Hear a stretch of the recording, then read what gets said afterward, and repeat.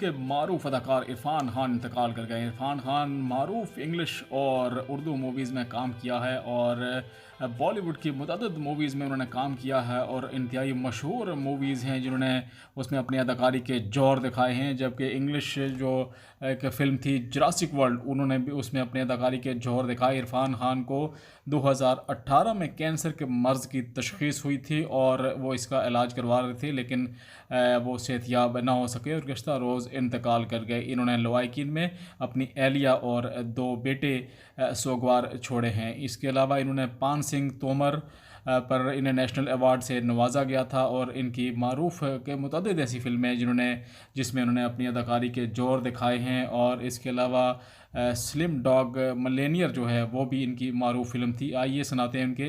Dear principal madam, dear student, dear on top of me. Inside I'm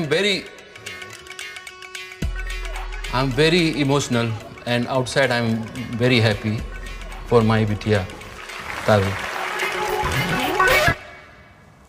बस अतरी अंग्रेज तो जयपुर चली जा। मैं कब तक आपके साथ रहूंगी? बड़ी हो गई हूँ तो थोड़ी तो फ्रीडम दो ना।